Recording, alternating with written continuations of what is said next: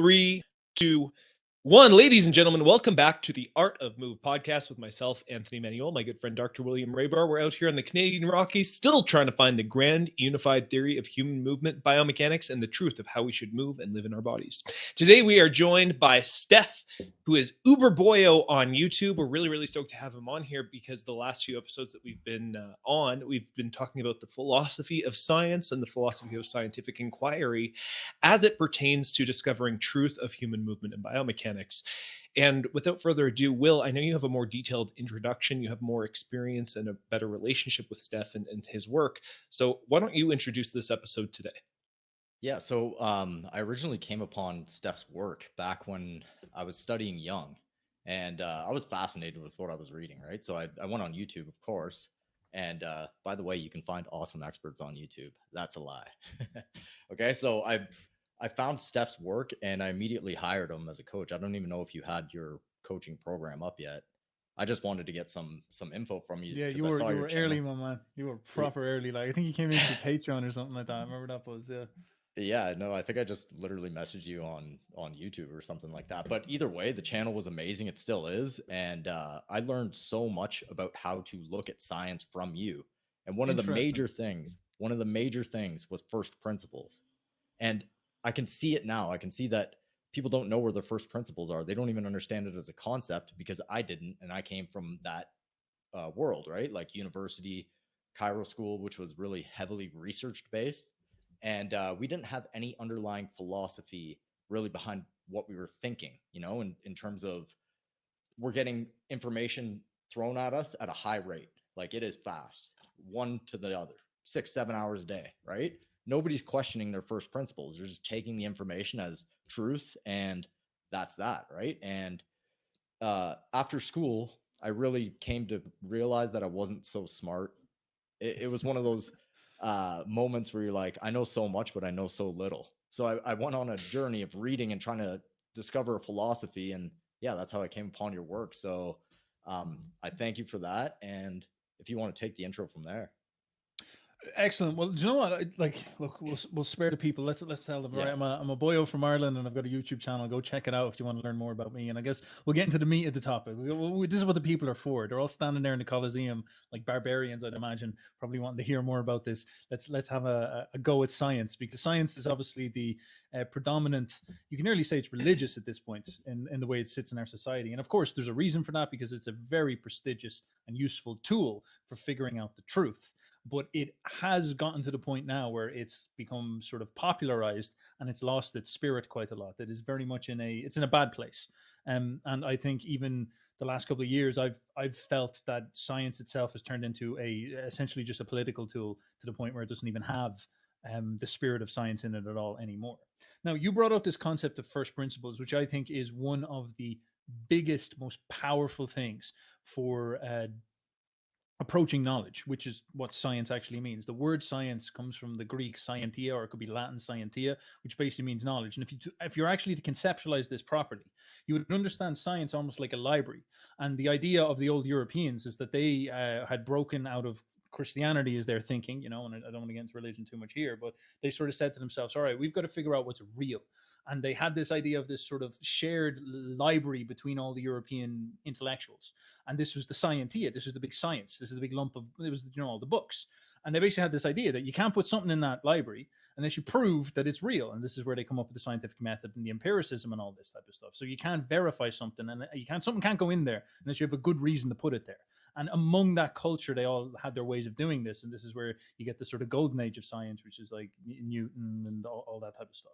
And now that's obviously lost its spirit quite a lot. But the actual true essence of that is a question about thinking. This is the philosophy of science. It's like, how do you decide if you put something on the shelf? How do you decide if you put an idea or a piece of knowledge into the shelf? How do you analyze and make sense of data and details around you and all this type of stuff. And so this actually becomes a critique of thinking. This becomes this issue, is that our challenge is that we don't know how to trust the stuff that's inside of our minds. We don't know how much we delude ourselves. And this is something you're always trying to figure out. So one of the greatest relationships and secret relationships in science is the relationship it has to psychology and, of course, neuroscience. And they found all sorts of crazy things about psychology and neuroscience, such as, cognitive bias, cognitive dissonance. These things are very uncomfortable to discover because this actually says something quite serious about the problems of our minds. We are devious thinkers. We tend to cope. We tend to rationalize to huge extents. And this means that we have an awful lot of issues. And so if you are out there and you want to find out the truth about something, you have to understand how people think. And maybe we can spend a period of time talking about the negative problems with our minds, how we are devious, how we delude ourselves. I'd love to get into that. But I guess the like push all that shit aside and stop being reactionary and negative. We just turn around and say, well, all right, Steph, how do I think? What's the best way to think? And of course, that would be about that concept of first principles.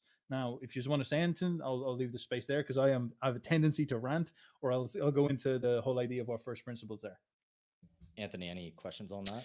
Well, one of the things that you brought up was this idea of a spirit of science, and when you overly politicize it, the spirit of science is diminished. And what, in your mind, is the actual spirit of science? Like what like and what do you mean by a spirit of something that is used as a method and a process? So this is nearly going to get political in order to critique the political side of science, but you think about where science came from and what it was used to do. It's almost like you have to understand the history of it. So science did not happen in a vacuum. It didn't just pop out or under like someone didn't lift up a cabbage and be like, science, there it is. That's how it works. The whole world has science now. Science was created among the Europeans, the group of people. It's not like there weren't people out there thinking rationally in other parts of the world. The Muslims actually have a great rational thinking tradition. But the Europeans conceptualized science in the way that we understand it nowadays. They were just sort of the leaders with it. And this is actually related to the history of Europe, because Europe, because of the church, had this really weird way of working where you had all of the nations. You had, Germany and England and France and Italy and all this, and they all spoke their sort of native tongues. But there's this Latin speaking elite that were above them, which is who operated in the universities. When you went to university, you actually, like it's like Harry Potter. You actually went there and you learned a new magical language, which was the language of Rome, Latin. And Latin was a weird language because it was almost like the perfect language that all other languages were shaped out of. This is why science always uses Latin and Greek terminology. This is what we call classical education and whatnot. And so the people in Europe the smart people, the people maybe with high IQ, would be noticed by their priest. The priest would send them on to the bishop, and maybe the bishop would say, send him to university. And he'd travel from Ireland, where I'm from, and he'd get taken out of bum fucking Meath or Mayo or something like this. And he'd go into the grand university in Paris, or maybe in Dublin, or maybe if he was lucky, go down to Rome itself or something like this. And this would have been this astounding, like Harry Potter Hogwarts experience where he goes in and then he gets taught this new language. And nobody at home could speak this language. He turns into a magician. He learns this new language. And because of this new language, Latin, he's able to access all this knowledge about books. And this dude, when he goes back home, would be like a fucking magic druid healer when he shows up again. He knows all this stuff about the world. He can like read the Bible and stuff like that. He can explain to people the classical. It would have been insane to be these type of characters. So these people all sort of formed together and created this Latin intellectual elite, and they used to speak to each other in Latin.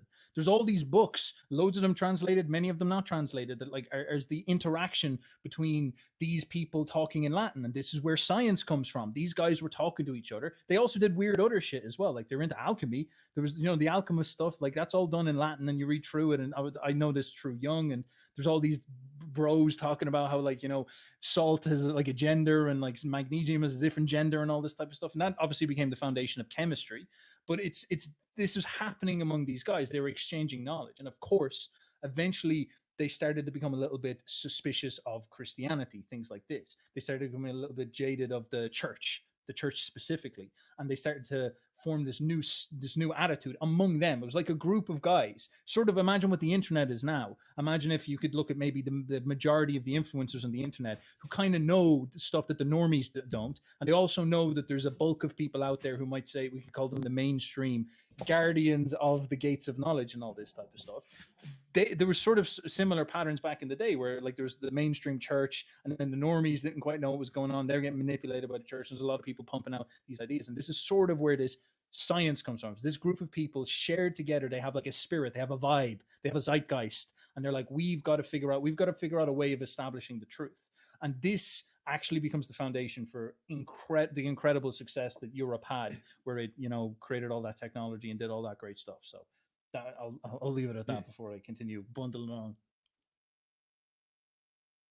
Oh, Will, I think you're muted. That was an incredible explanation. And I just wanted to touch on something, the mainstream gatekeepers of knowledge. I don't believe that people know that they're doing this. Do you believe that that's the case? Or some people know that they're doing this? Because I think on some levels, some people do. Yeah. So when I come upon that, and coming from the research-based world, you're just actually taking in the information and you're like, this is the correct information. You're not given the frame that you're in a box. You're in a box that your thinking has to be the summation of the peer review research. And you can't stray outside that because that's not part of the conversation. So if you come with something outside of that, it's like, why is it here? Right? So there's no room for anything else. When did that spirit become a thing? That wasn't, I guess that was what you're referring to with the Latin language. That would have been the barrier to get in. Now it's, you don't know the peer-reviewed research, so you can't get in. Okay, well, there's a couple of different things, because I guess there's two separate ideas I'd like to cover here. Because first of all, I think what you're talking about is sadly a reality of human nature.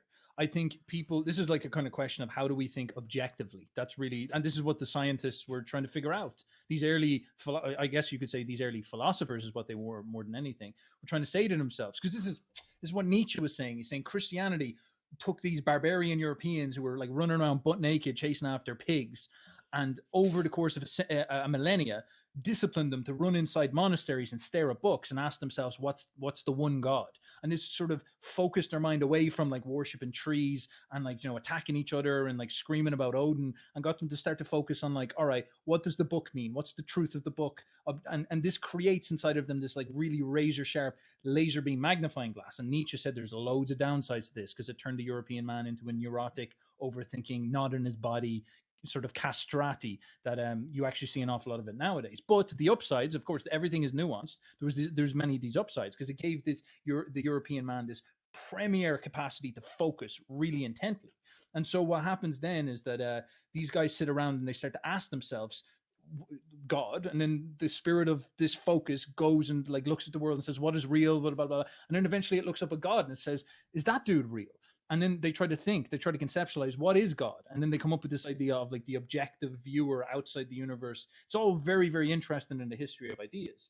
And then this comes up with the concept of rational thinking and objective thinking, where you think away from your emotions, a very Christian idea. You sort of like control your passions and you allow rationality to flourish and you allow objectivity to flourish, a very masculine way of thinking. And this becomes a sort of prestige premier thing, and it becomes very encouraged. It's almost like a character trait that is very encouraged among these people. And the problem now is that, so first of all, they were trying their best not to do it, but they certainly suffered from it in many different ways. But nowadays, I guess there is not that emphasis on the character development in order to remain rational, in order to remain segregated. Like we just don't train people. Like you train people in the methods of science, but you don't train people's characters in order to be able to be good thinkers. And there's many reasons for this, but one of the simplest ones is that these old scientists were smaller in number. They were the elites of the universities in Europe. Like they were doing incredible. It was easier for them to create a culture, a vibe of the best. And it was easier for them to create a culture of like supremacy and focus and objectivity and all this, because there's less of them. And they could interact with each other. They were obviously very high IQ people that could interact with each other and talk about this stuff. They weren't perfect, but they would have had that culture among them. But then nowadays, the approach of science is it's become democratized, it's mass. And so you run people through a mass schooling system, which has no focus on character development, which is about sitting people down and just looking through procedures, just focusing on reading books and all this type of stuff, just focusing on digesting and consuming information and spitting it back out. And this is the character that you build all throughout the school system. And then you welcome all these people into the method and process of science, which means that we have way more scientists, but the general quality of each individual is way, way lower. And of course, because the way that the structures are put together, this whole idea of peer review, like peer review was done by these old scientists, but it was not formalized because it was among the culture. It was like if you go out and a load of the boys are boxers, and you just sort of, you don't need to formalize who's the best boxer. You just sort of know if someone's boxing well or not because he beats everyone else. And maybe like there'll be 100 really good dudes, and you'll say these are the guys who are going to compete against each other. But then if you go and you you make boxing this sort of everybody in the world does it, then the quality generally will drop. And it's about lifting up the middle as opposed to grabbing for the top and all this stuff. And so an awful lot of the issues in modern science are based around modern mass democracy and the struggle that we have to deal with vast amounts of people at scale in order to bring out the best of their character, which is develop their rational thinking. And of course, sort of the relating to your first point, there are certainly people out there who have structured things like the education system, some of them with good intentions, some of them with neutral intentions, some of them with just foolish intentions, and perhaps even some of them with bad intentions, to build, the school system was made by people who wanted to produce factory workers. This is well known. They wanted to really, really quickly take a population and industrialize it as fast as possible. So they created the bell, and they made everyone sit down, and they gave them information, and they were supposed to reproduce that information on a machine in a factory. That was just educating a working population to get ready for the industrial revolution within a generation. That was the only point of it. And that's not what old education was about, which was about excellence and developing things otherwise. Anthony, anything to say to that one? No, I'm just letting it sink in. Yeah. It's I think the complexity of the idea of democratization of science and the scientific method and having everyone being educated in it, you would think that it would be a good thing, right? Because it's encouraging at least a more rational thought process. So the wider pool of people who are applying the scientific method, you would think, right? Like the goal would be like, okay, well, here you're learning the scientific method, you're learning rational thought, you're learning hopefully principles of a higher quality of thinking and a higher quality way of figuring things out. But I never considered this idea of, well, that also makes it harder so that the peer pressure at the top, if it's more concentrated, there's a more concentrated dose of peer pressure. There's a more concentrated dose of competition and even the idea of having competition as a positive pressure for personal development. When everyone is doing it, it feels like less of a competition thing because your chances of being the best, so to speak, are diminished significantly. So maybe you're less incentivized. It's like, okay, well, everyone's doing it, I'm not going to be the best because there's so many people who are doing this thing. And you don't aspire, you don't strive to rise above this your own personal station or the station of others because everyone is doing it. It becomes a status quo thing, and people are less likely, in my experience, in my observation, people are less likely to try and rise above a status quo. The status quo is the status quo for a reason. Yeah, like right now, a perfect example is the field that we're in. I don't know if you've ever looked at it, but basically it's applied biomechanics. We're actually getting out there and moving. It's the explorers here, right? And we're butting heads with the scientists because a lot of what we're saying is not peer reviewed. It's not researched because they don't have the lens for it, right? So we're moving.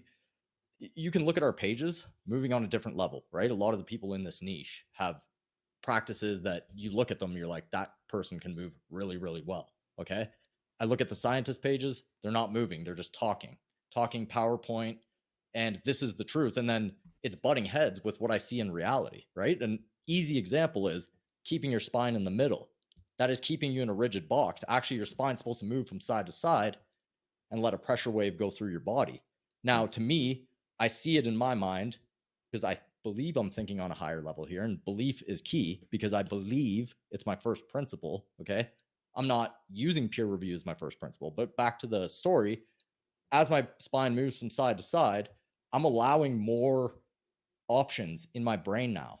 I've now opened the box, and as soon as I figured this out, the box of movement opened up, and now it's at a point where I'm just getting out there and moving because I do it so much, and it just feels like it's coming to me.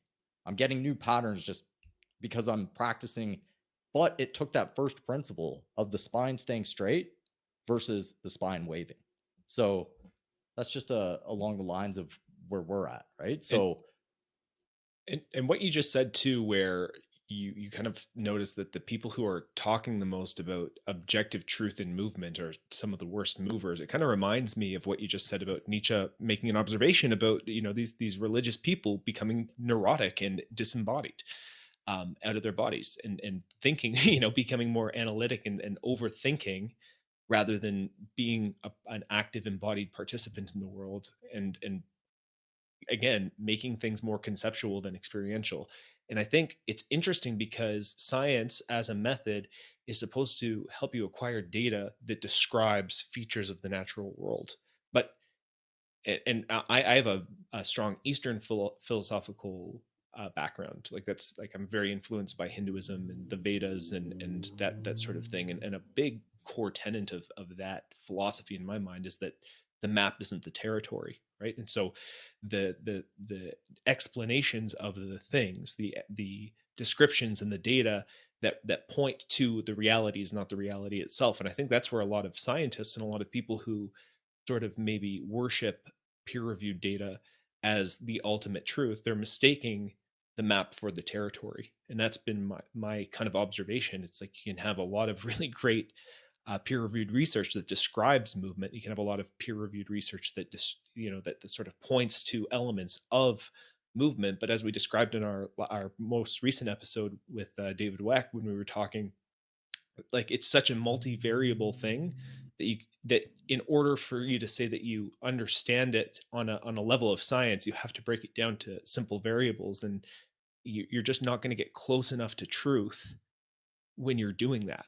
You can't like it's not something that you can break down into parts necessarily.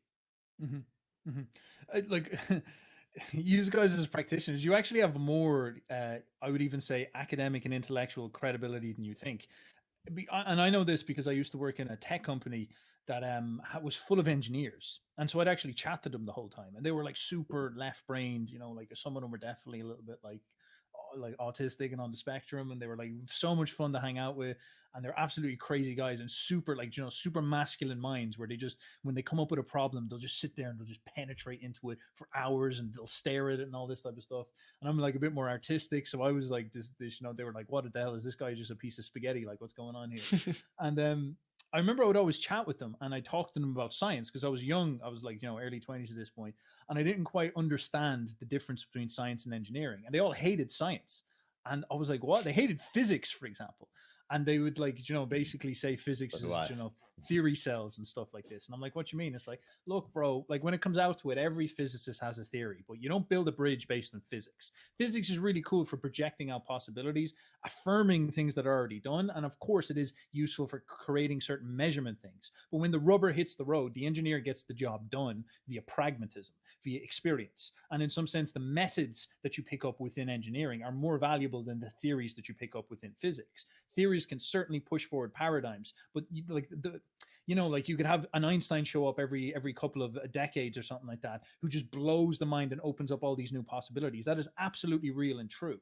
But that's not the same as the pragmatic thing where you need people to build better roads and better bridges and better cars. That's done by engineers, and that's done by first experience on the ground and stuff like this. And I remember the guy sat down and explained this to me one day. He was like, what's the difference between a theory physicist, science guy, peer review dude, and a guy who actually builds stuff? And he was like, this is what it is. And it started to stick with me over time. And I started to see it more and more and more. Like you'd see it in its so many funny manifestations. Like in the MMA martial arts world, you have the theory guy on the forums, the commentator explaining to you, or the fitness bodybuilder, you know, who explains to you how things work, because he picks up all this knowledge and he puts it into his brain. He says, this is how you get big. And then you see the jack dude and he's like, yeah, man, I drank 4 liters of milk for like 6 months and now I'm massive. And you're like, how did that happen? Like, surely something should have went wrong. There's like loads of things went wrong, but I'm still massive. And it's like, fuck, I guess when you put it that way, that kind of makes sense. And Like actually, that's a good example because like one of the ones that was very common was the whole chicken, broccoli, and rice food and all that stuff. And then a load of people now are starting to move back to fatty red meats and potatoes and even moving away from like vegetables that aren't cooked and stuff like that because of things like digestion. New first principles have come in and annihilated the old paradigm. And it shows that the practitioners are the ones that push that forward.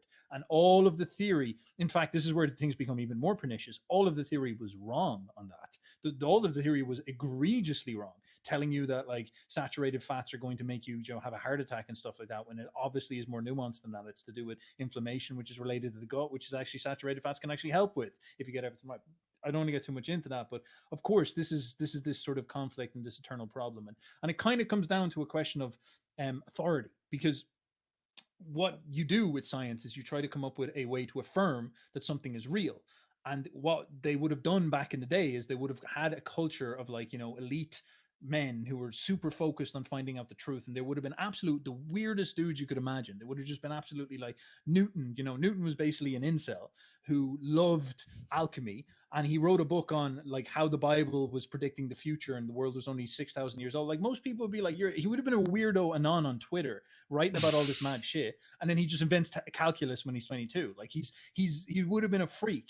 But the thing is that him and a load of other dudes like this are like the sort of schizophrenic brain of the culture, and they generate these blisteringly intelligent ideas. And you sort of kind of just need to leave those dudes alone and push them off into a corner. It's like people who play chess, just push them off into a corner, be like, be fucking crazy over there in the corner, but they're amazing in what they do, and they generate lots of novel and powerful ideas. And nowadays, they would have organized among themselves a sense of authority. But nowadays, someone goes to university, gets brainwashed by the propaganda system, gets miseducated, and then gets sat into a lab, and then kind of follows the office politics and gets positioned in the lab and becomes a peer who has some type of authority to judge other science. And it's sort of, it becomes very suspicious at this point, because it's like, how are you deciding why these people have an opinion? Like, how does that type of stuff work?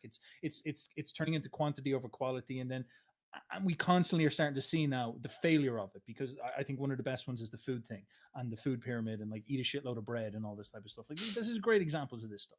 And then don't even bring into that pernicious problems like there were people who had money put into their hands by certain industries that said, tell people that bread is good, or tell people that sugar is good, or tell people that carbohydrate. And at that point, it's like, what the fuck are we even doing here, bro? Like, it's over. Like, if that's what's going on, the spirit of science, these weirdos like Newton weren't interested in money. They would have been aristocrats who would have been all right for cash.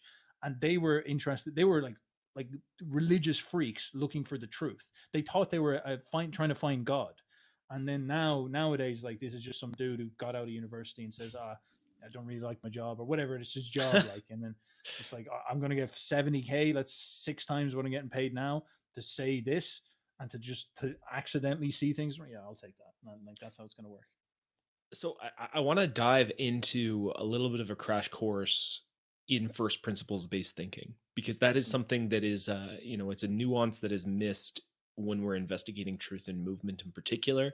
I know even Will has had some like DM battles back and forth with people who it's like, we don't have the same first principles, and they don't even know what the fuck they're like, you can't have your first principle. It's basically like, that doesn't exist. Your first principle can't be you go away, right? So it's like, it comes to that. They don't accept that I question their first principle, right? They're like, don't question my first principle. Get out of here. Right? So let's get into what is a first principle as it pertains to thinking and ascertaining knowledge. If I could use a metaphor, I would look at how you build a house. It's like how you build an argument, or how you build a perspective. I think perspective is the key word here, and we'll talk about this. I'll even get into the neuroscience of it. If I can somehow control my rants, I'll try to keep it focused in that way. Rant away, my friend. Yes. So when you're building a house, what do they always say? Build a strong foundation. And if you build a house on a weak foundation, if you build a house on sand, your house is fucked. Your house is in a bad position. And this is actually how the human mind works. The human mind is you've got all sorts of focus tools, because the human mind is essentially designed to allow us to focus on things and forget about the surroundings. That's like, the simplest thing of all. There's a loud bang and you go, whoop, what's that over there? Or you see a red color, or you see a girl shaped a certain way and you go, whoop, you forget about there's a bus coming and you're just looking at like, boobs or something like this. We're designed to focus on things that interest our biology, that interest our desires and whatnot. And of course, you abstract this to thinking. It's very, very similar. We're designed to focus in on certain ideas and all this type of stuff. And we also have this capacity to rationalize, to explain things to ourselves. And so we are very good at like talking ourselves through things. And they've even got, man, I can't wait to get into you about the left brain and right brain. They've even gone to show us that if you give, if you give a, all this stuff, even with like girls or guys or like sales, all these things that involve psychology. Maybe you get with a girl and you're a bad guy, and she the reputation around town is that you're a bad guy, but she gets with you and she comes up with a rationalization about how you're actually sweet on the inside or something like this. We're rationalizing creatures. Or maybe you are trying to be productive and you're supposed to do a little bit of work or something like this, but you kind of put it off and you rationalize. You create a story for yourself. Well, look, I worked really hard yesterday, and there's no need to work today, and all this type of stuff. So we have this capacity to rationalize. So when you give someone an idea, a first principle, a perspective, a foundation, a rock to stand on, they're generally going to rationalize quite well from that. We're actually very good at being rational, creating logical chains of thinking. This is something that becomes very natural to us, but we're very bad at analyzing our own perspective. We're very bad at analyzing our own first principles. So people are actually really good at thinking logically, even though that's not what we would people would understand. We're really good at spinning logical or coherent arguments, but we're not very good at looking what we're building those arguments upon. And this is what we mean by something like a first principle. So imagine you're amazing at building houses, but you just always forget to ask yourself, what is this foundation on? That is what most people are like. They've built like 400 houses, but all of them have fell down because they built them in a swamp. And it's like, bro, just stop, pause for a second. Before you build your next house, why don't we just ask ourselves what the ground is? Like, let's just talk about the ground first.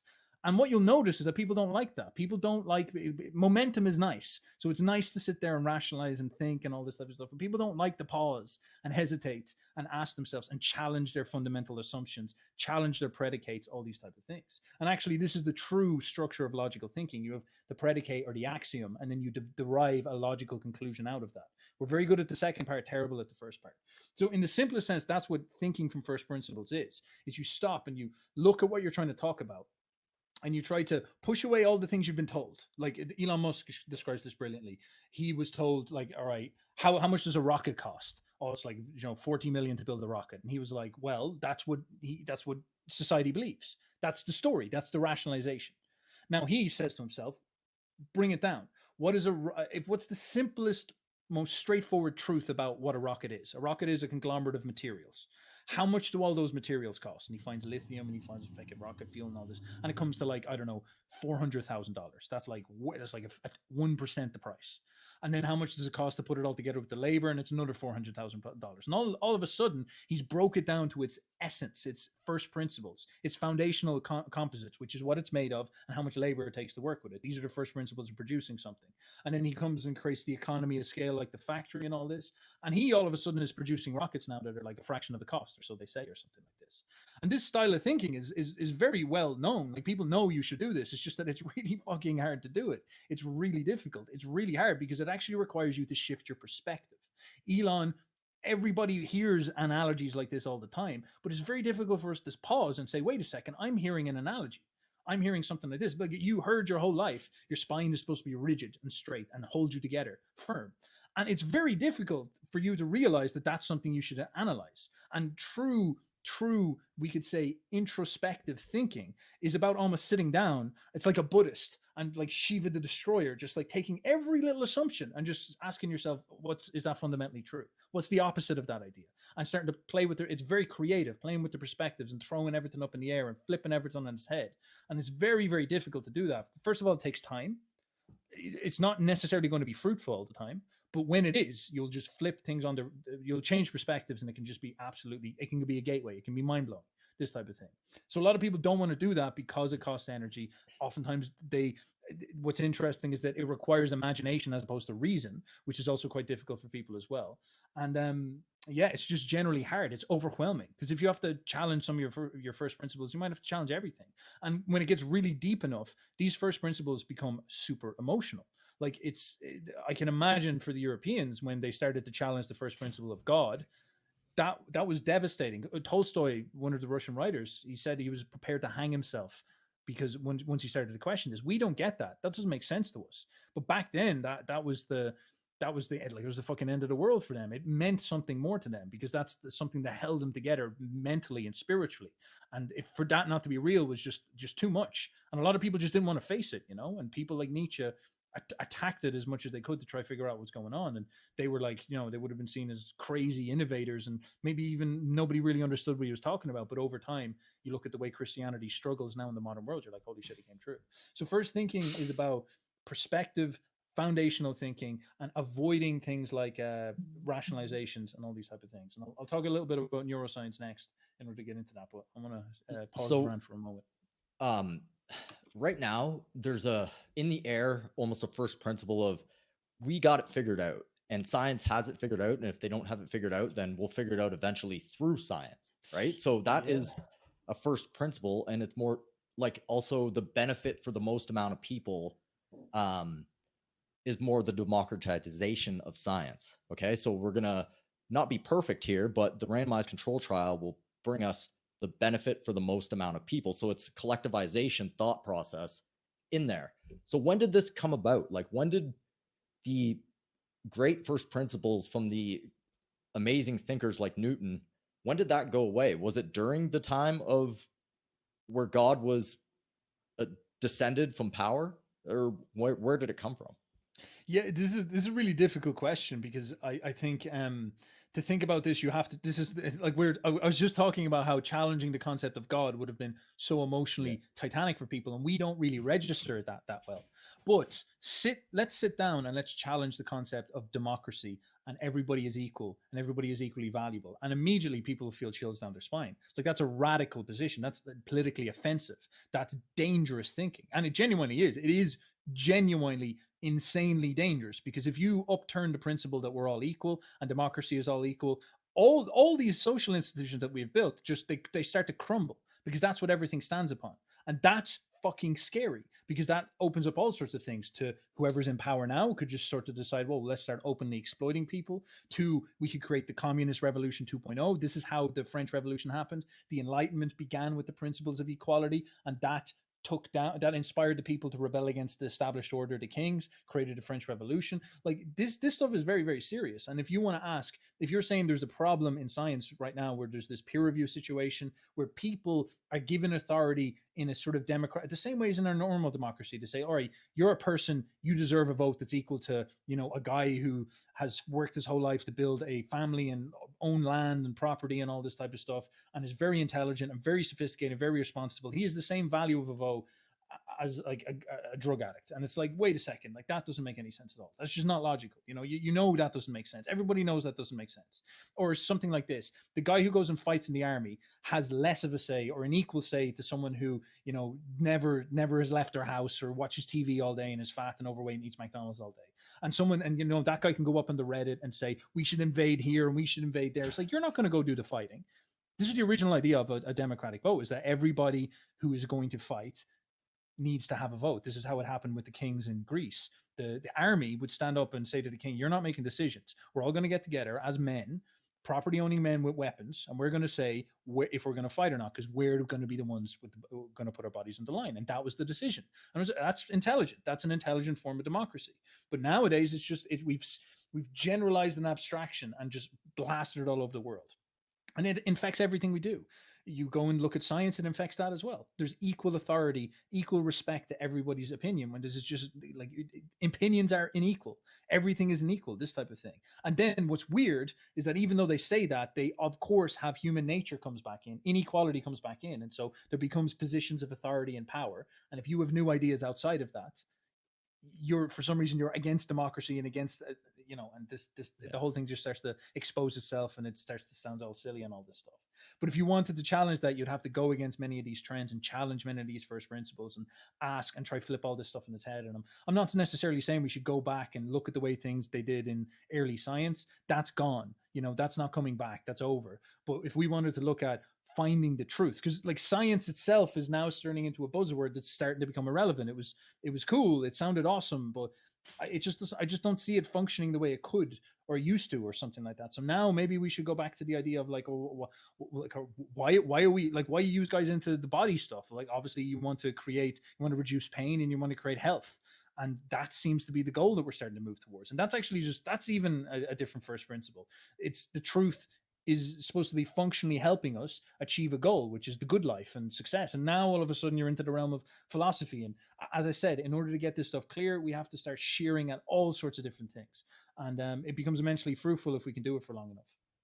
Well, my first principle is I want people to get their bodies back. We should be learning how to tune it up. Basically, your body is your avatar. You tune it up from a young age. You know how to do it. It's very simple. We've made it complicated, but it does come back to trust and authority. Right now, the situation is we have the social media, YouTubes, Instagrams, TikToks, where people are just saying things and people are listening to that, right? And the information is flowing fast and hard. And then you have the democratization of science, the peer review.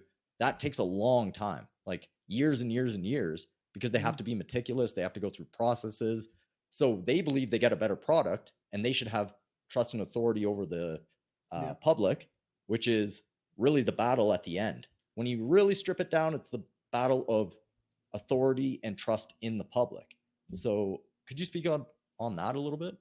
Sure. So that's actually a really good idea, because I guess in a weird way, the democracy is actually showing up in its true form right now. You know, the true free liberal perspective on science. And this is happening in many spheres because the internet opens up the general conversation, and all these people who play lip service to these ideas about being democratic and false authority and, you know, solipsism and all this, that all gets exposed as just nonsense. You know, the media is clearly lying to us. People are starting to understand. And now the internet is actually democratizing into information and allowing people to come up and have a voice and sort of say to themselves, this is my experience and all this type of stuff. And then influencers come out. These people come out and they are people who exceptionally represent these ideas. And they actually are the people I see pushing forward a lot of these paradigms. The knees over toes guy, I quite like him. He's really, really helping with my knees, for example.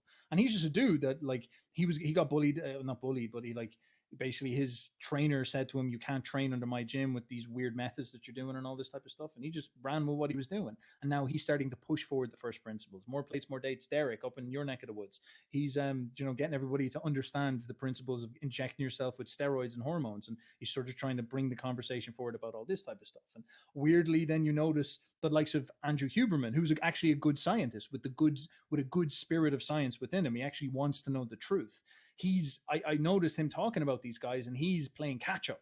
And he feels more comfortable in that position. He feels more comfortable seeing them blaze the trail forward, and then him sort of sit back and then start to verify what they sort of establish. And it's not like he's a bad guy, and in some sense, it's not like he's doing a bad job. But you're starting to see the true sort of hierarchy or position of these. You've got the pioneers, and these are the actual true creative people. This is what probably the likes of Newton and all that would have had a vibe of. They would have been empiricists going out there and getting it done. And then the whole science thing is just like, you know, it's the slowness of the masses, the authority, the verifications of the institutions that are just they're not able to innovate. They're slow. And I guess what we see ourselves fighting for is, like, you know, we pioneers need to have more authority than these people behind us. And our culture has convinced us all these stupid things like the unquestionable authority of science and all this. And it's like, we exceptional ones, if we're good enough, we create all this. And we need to have a culture of people who are severe and bully, you know, people can't just stand up and be like, I'm exceptional, I know what's going on. It's like, you have to prove it. You have to go out here and stand among the group of people and show what's going on. And like, I would always use something like the boxing industry. You know, everybody doesn't box. Everybody has an opinion on boxing, but there's 100 dudes out there in the world that are innovating with boxing and pushing it forward. And like when Mayweather comes along, everybody learns defensive fighting. Lomachenko now has got everybody learning footwork properly. And this is it. Like, you have these exceptional people who go out and compete in a raw sense and push the paradigms forward. And they're the true pioneers, not the theory cells, none of that stuff. That stuff slowly comes after. And everybody sees these pioneers do stuff and then sort of establishes it within. Well, it's interesting because within our field, and one of the common criticisms that I see of pioneers, for example, are when people say, well, they're ahead of the science. It's like, there is no science that is demonstrating. And this is pointed out as a criticism. It's like, look at this idiot who's saying he's ahead of the science. You can't be ahead of the science. Like, that just means that you're making stuff up. You're not being objectively true. You're looking, that's looked upon as a bad thing, because now you're offering this unsafe, outside of the box thing that's not necessarily founded in this objective way to measure truth, which is science, peer-reviewed medical literature, whatever you happen Anthony, to. on that one though, they'll push back and say that charlatanism, they're saving you from charlatanism, and that's why they need the authority. It's because the science is safe. Like, we know what the safety numbers are, and this is the safe way to go. And beware those charlatans, they'll hurt you, right? So, Yeah. and that does happen quite a bit, right? Yeah, But of course. Yep. to me, I'm like, the first principle in my mind is you have to be an educated consumer. You can't just sit there and take whatever in. If you want something, you have to educate yourself. That should be in the culture, right? But it's not promoted. It's more just like, be safe and trust the expert, and you'll be fine. You know, that's I think when you boil down to the psychology of it, I think you're really close to the money note there, because that's like the God. What is the God that showed up in the last 3 years? It's safety. It's for your safety. It's the salvation of thy health.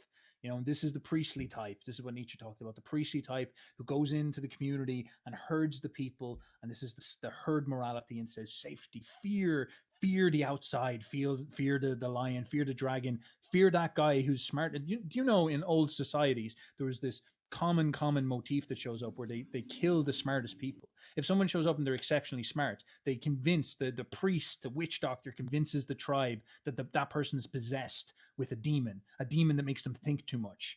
And you can see this resonant in all sort of religions. Like, you see it a little bit. Even Christianity has Lucifer as the dynamic overthinker. And that's, of course, there's wisdom to that. There's wisdom to try to criticize people for their overthinking and their arrogance. But there's also something kind of scary about it. And you see this, the human sacrifice of the smart person. Stuff like that would happen back in the past. And it's the same sort of energy showing up there, where it's like the herd must be safe. The sheep must be held together. And we are the guardians. We Brahmins, we priests, we are the ones who keep the herd safe. And you black magician with your new ideas, you can fuck right off. You're the sacrifice. You're the demon. You're the bad guy and all this stuff.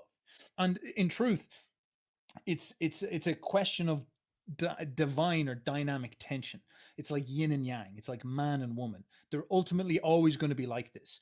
We could say us as the pioneers and the outsiders. To be perfectly honest, I don't think it's intelligent for us to go on this crusade where we try to abolish the mass institutions and all this type of stuff. They're going to be there, and they kind of have to be there. It's like, you can even look at it from the systems of the body. Many systems in the body are really slow and are really, like, you know, the deep immune system just does not get triggered until the body is like, we're in fucking shit's creek. You know, it takes a while for the deep killer T cells to really switch on. I don't know enough about that to really use the metaphor, but you kind of know what I'm saying.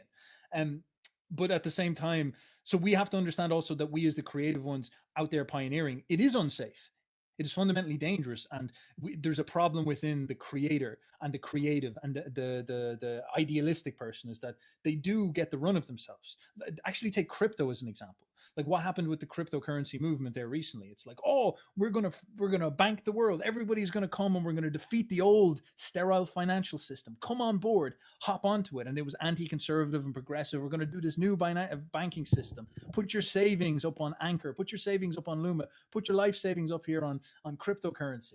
And then loads of people started to do this. Billions of dollars start to pour into it. And then, of course, the industry breaks down. There's a couple of rug pulls, a couple of systems break. And then all of these people start to lose an awful lot of money.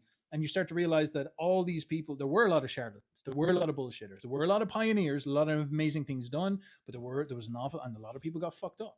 And now the old financial system and Wall Street and the media are all like, ha, you should have fucking listened to us. I bet you wish you didn't rush into that, you dumb bitch. Look at you now. Now you're broke. Now what are you going to do about that? And this is proving their point. We have to be careful about the pioneer energy. But then, obviously, at the same time, the sterility of the conservative institutions is extreme, and it stifles innovation.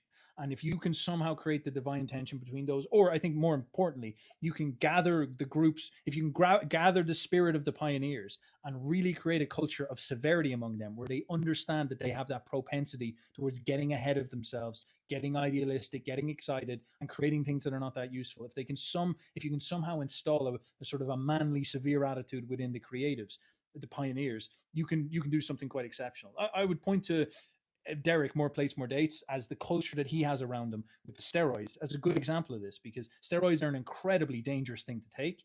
But the attitude for him is that it's fatalism. It's like, listen, bros, we're all going to take steroids. Like, let's just be real with each other. Like they're all like, I don't even take them, but I watch it because it's so funny listening to it. And then the Reddit is just like all these stories about this guy who took the most powerful steroids, trenbolone, and started to grow, like, his dick like vanished into his body and stuff like this, and all this crazy shit that had happened, and he freaks out and he gets all like and you hear all the stories of people doing it, and then you start to learn what's intelligent. And Derek actually comes out and he creates and criticizes the culture and forms far more safe protocols that are based on real experience, that are just so much more intelligent. Like, typically people in the past would take 500 milligrams of test. Now Derek is promoting most people not to even take test until they're ready, and really just sit down and think, like, why are you taking drugs? Like, are you sure you need to take drugs? You don't even eat properly and stuff like this. And then if you do take it, try to be intelligent. Take maybe a little bit of test, a little bit of a DHT one, maybe a little bit of trenbolone, like, or maybe not a little bit of trenbolone, but small doses in an intelligent way. Do a post-cycle therapy. Like, this is so much more sophisticated, and no peer review that wasn't the scientists. That was a load of fucking crazy bodybuilders figuring it out for themselves. Yeah, but I could say to that, yeah, you should go to your doctor. He's going to give you an even safer protocol. We shouldn't be promoting more plates, more dates as a legitimate source of, I'm just kidding, right? Like, I get it, right? Like, people are not going to go to their doctor to do it because it's an embarrassing conversation. The vast majority of people are just going to do it, right? So it is more intelligent to have a intelligent way to do things, right? And that's what the culture promoted there. I guess my point, sorry to interrupt, but my point would be, that's a good model for a good culture. Like, Derek's severe, but he's also not castrated. He's not restricted. Like, he's sort of saying, look, we're going to do this. There's something interesting here. Let's try it, and then be serious about the consequences, and be serious about the protocols. And he's actually now developed and he didn't do it either. It was sort of democratically done among all the boys. They've figured out first principles that are actually probably going to save an awful lot of people in the future, which is very, very good.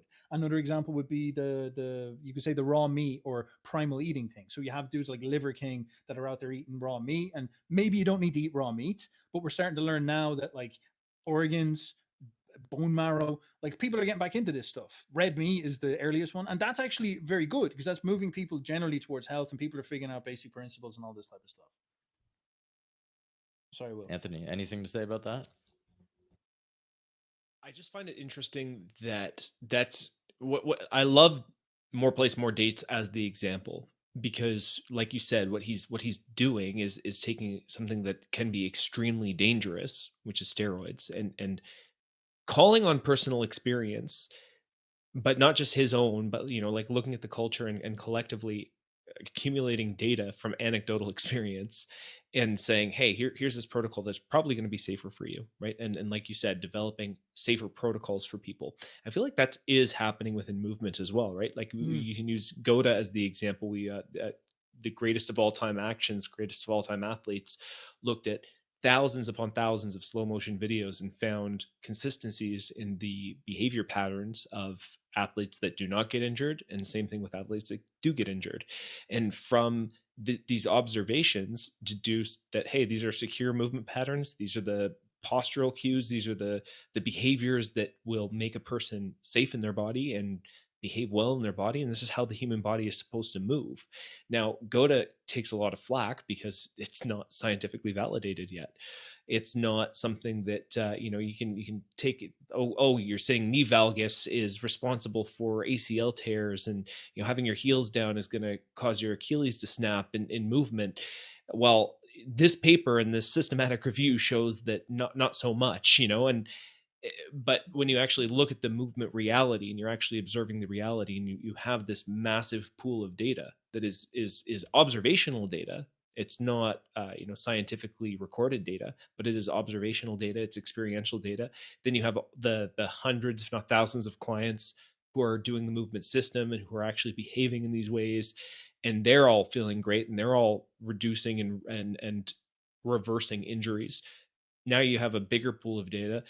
It's one of these things that's like, okay, at what point does that become invalid just because it's not sort of reared by peer-reviewed medical evidence?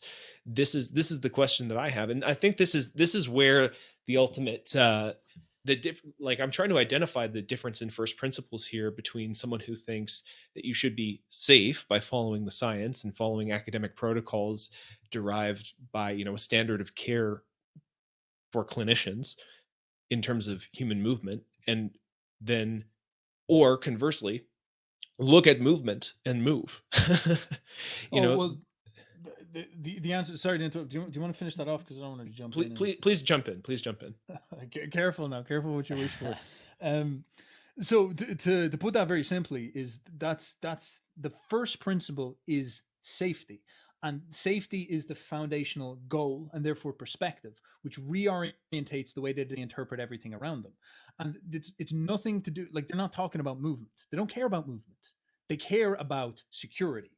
And so the way they model security in their head is that they create this concept of verified authority, reputable authority. This is all information systems. And so their verified authorities are generally speaking going to be the established principles and programs, and they're going to stand and protect those. And they're going to, when people come into them, I just broke this arm.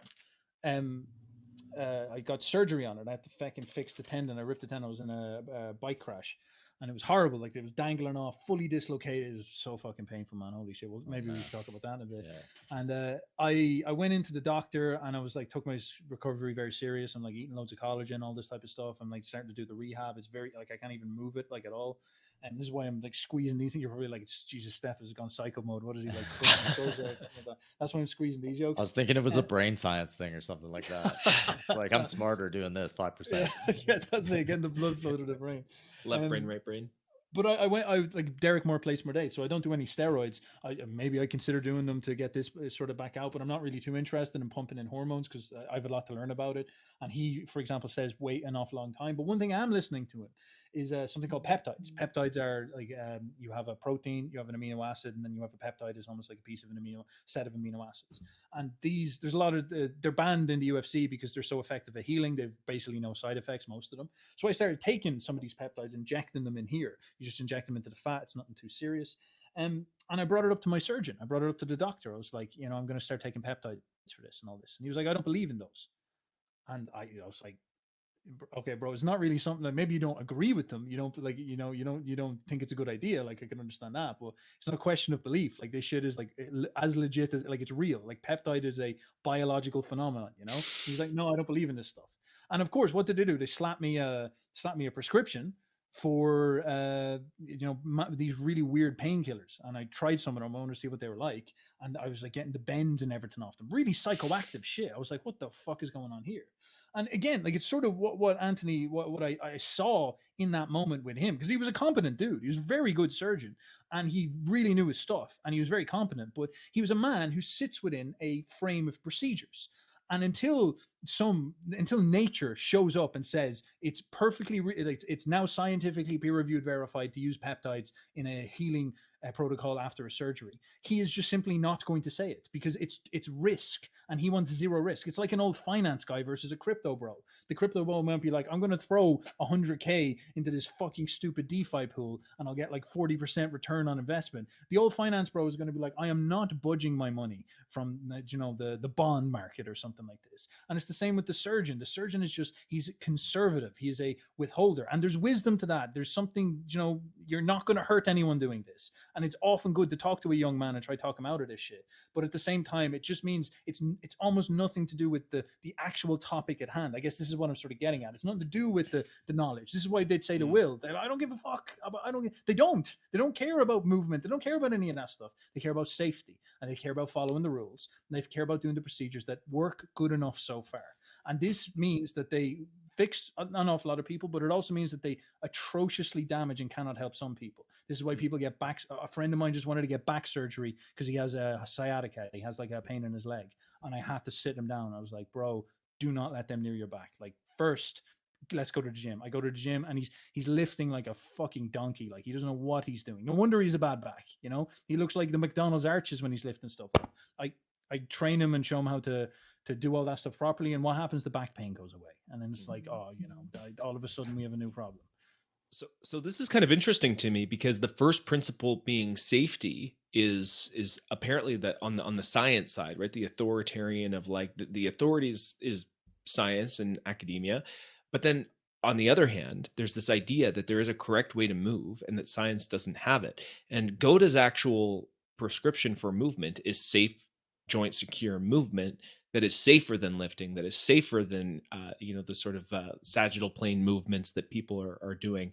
And it's interesting because they still have a first principle of safety, but it's just from a different perspective. Theirs is like, Yeah. this is the body's natural design.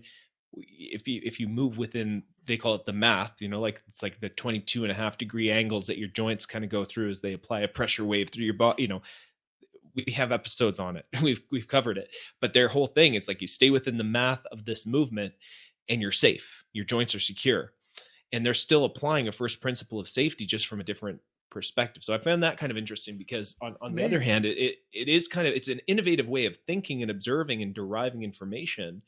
But now the science, the evidence-based guys are like, well, that's ridiculous. We're movement optimists, right? We don't believe that there's like necessarily a correct way to move. You just grade your movement properly and manage your load, and you can move in whatever way you want. You should be able to move however you want, just slowly over time. You're supposed to adapt to it, and your adaptations are going to, make everything fine as long as you adapt to it appropriately.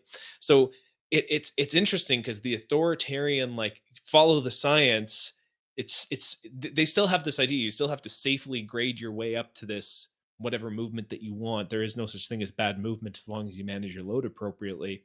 But they're both kind of based on this principle of science. And I think the first principle's difference is actually how they derive the truth of their ideas. One is through observation and nature. like and what's that? Sorry? Nature's Nature, yeah, pattern. observation of nature.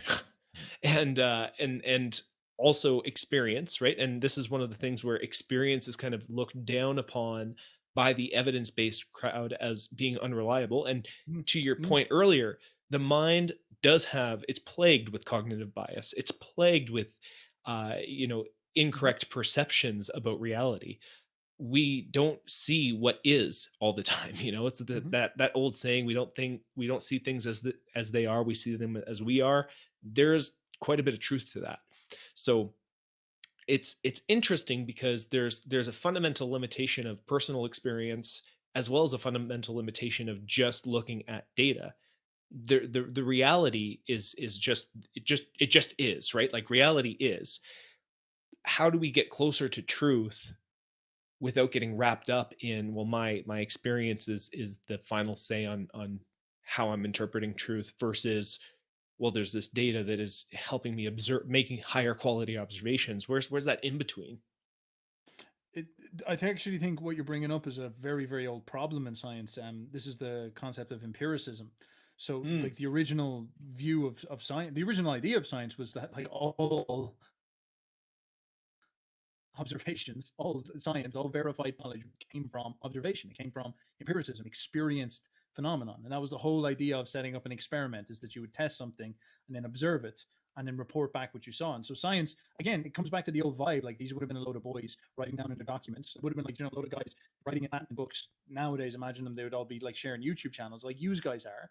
And they would have been talking about what they went through in their experience and sending it over to each other. And this created the vibe of science. That's what it was. It was originally like a load of these dudes doing this stuff. And now I guess we've just arrived at the same, the eternal tension, like, we've arrived at the same thing, where I actually think you are correct. A more specific vision of the separation of what's going on is that these guys are, it's almost like an epistemological, a knowledge thing, where the safety for them, maybe they say safety on the front because they want safety for the patient, but it's actually not safety for the patient. They don't really give a fuck, because if they cared about safety for the patient, they do whatever it took to make them better. But instead, it's more like they want to follow procedure. They just want to stay within the lane of and they will not accept new ideas unless they are verified. And once they're verified, they will rationalize why they're generally good and maybe critique them a little bit, but not in a meaningful way. And this is, it's kind of rude to say this about these guys, and a lot of them mean very, very well. But generally speaking, this is sort of how their minds work. They're very conservative in their thinking. And there's wisdom to that, as I said already, but this also causes them to get stuck in narrow planes. And if a bad first principle gets established within the institution, which has often happened, they can become forces of evil nearly. Like, for example, eat a load of bread, as I said, with the food pyramid and stuff like this. These are examples of how this stuff can go wrong.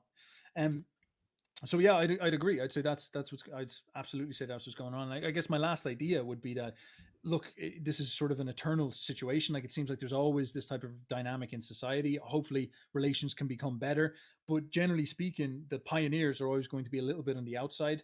And in my opinion, what they need to do is they need to say fuck you to the evidence and just go and push their agenda forward. Like, look at more plates, more dates. He's just got it done.